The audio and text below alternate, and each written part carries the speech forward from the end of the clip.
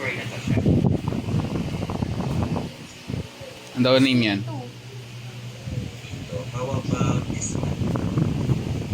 E4. E4. Ilan yung points natin sa region? Tanong ka ni Points teacher. natin sa region. Ilan daw yung points? Ano po na points? May idea ka sa points ng mga pieces siya? Wala pa Hindi po. po. Wala pa po. Wala pa. Okay. So, yung bawat pieces kasi dito siya may corresponding points yan, no? Para malaman din natin yung strength. Points naman na siya. Meron tayo 5. And yung bishop pendant naman siya. Meron tayo equal points. And they are both 3 points. Yan. Bishop 3 points, knight 3 8. So, do you want to play as white siya or do you want to play as black? White po. Yes. Play white. Sige siya. Tingnan natin.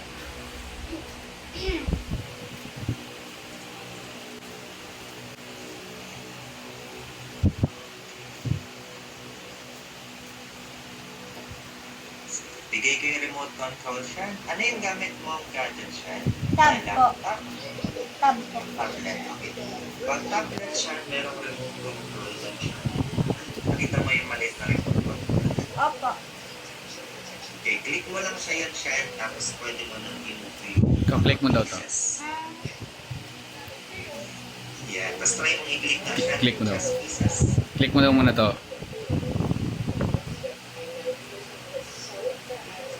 Yan. O, pwede mo na siyang i-move siya. Move mo na daw, move. Sabi ni teacher. Yan. Diyan mo siya gusto i-move siya. Or sa keyboard. Second. Diyan pala yung screen. Kala ka na misclick siya.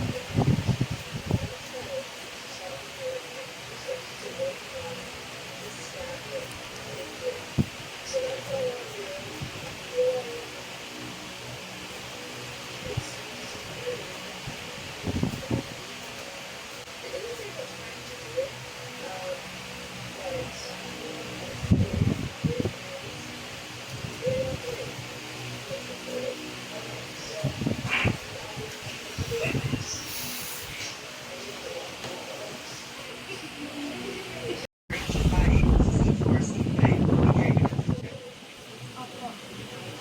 Okay, ano yung name ng square na to siya? Ang daw name yan? 2. So, how about this one? E4. E4. Ilan yung points natin sa region? Tanong ka ni Points teacher. natin sa region. Ilan daw yung points? Ano po na points? May idea ka sa points ng mga pieces siya? Wala pa Hindi po. po. Wala pa po. Wala pa. Okay. So, yung bawat pieces kasi dito siya may corresponding points yan, no? Para malaman din natin yung strength. Points naman na siya. Meron tayo 5. And yung bishop pendant naman siya. Meron tayo equal points. And they are both 3. 3 points. Yan. Bishop 3 points, knight 3 8.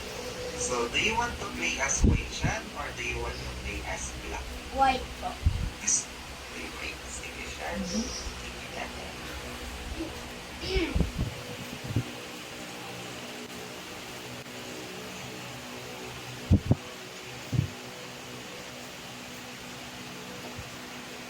Bigay ko yung remote control siya. Ano yung gamit mo ang gadget siya? Tab po. Laptop? Tab po. Tablet. Okay. Pag tablet siya, merong remote control lang siya. Nakita mo yung maliit na remote control. Opo.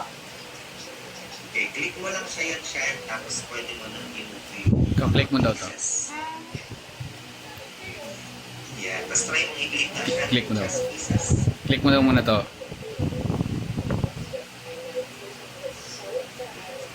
Yan. O, pwede mo na siyang i-move siya. Move mo na daw, move. Sa amin teacher. Yan. Diyan mo siya gusto i-move siya. Or sa keyboard. Second. Diyan pala yung sige.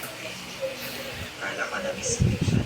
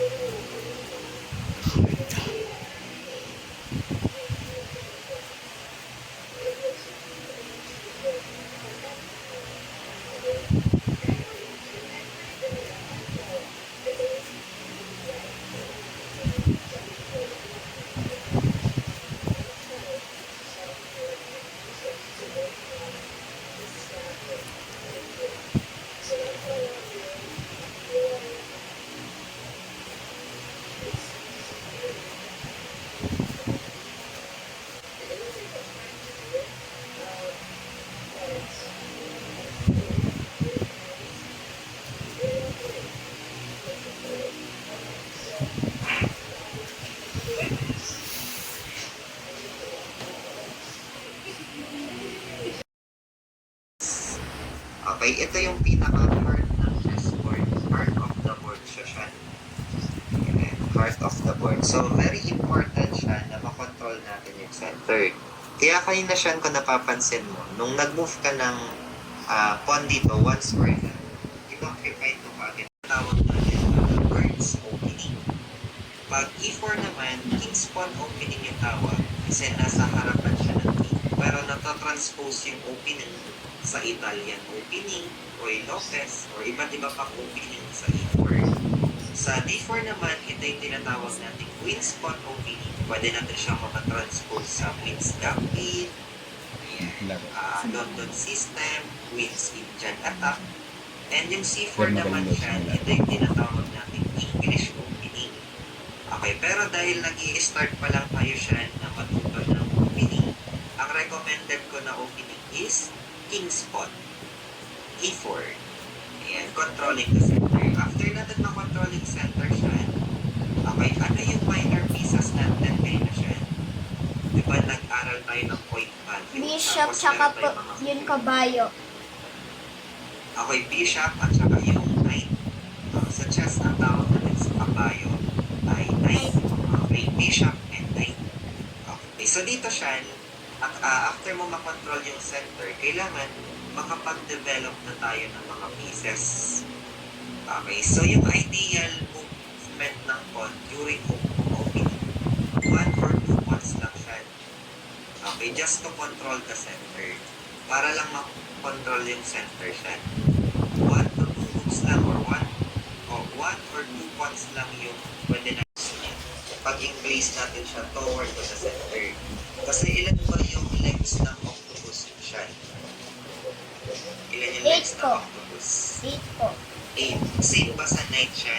Same Opo. siya sa knight? Opo.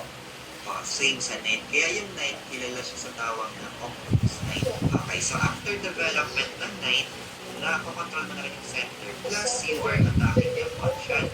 So, possible mag-defend yung opponent mo using the knight. Pero continue lang natin yung development. Another knight siya, papunta ulit sa center. So, pag meron tayong 2 knights siya dito, papunta sa center, 8 plus 8 siya. Ilan siya? 16 po. 8 plus 8. Ayan, 16, di ba? 8 plus 8 is equal to 16. So, 16 squares na yung nakokontrol mo siya. And ito na yung nakokontrol mo siya sa word. Ayan, Dami. ang dami mo na nakokontrol. Yan yung idea siya ng controlling the center.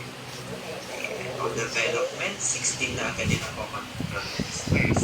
So, after that one siya, i-complete lang natin yung development. Okay, meron ka pa bang minor pieces? Pwede nyo na pong makausap, sir, is yung aming admin po through messenger na lang. Okay po, sir. Thank you po. Yan, yun lang po, sir. And yung sa assessment din po, sir, sa messenger na rin po isi-send. Okay po, sige po. Thank you po. Salamat po. Opo. God bless din po. Bye-bye. Bye-bye po. Bye-bye.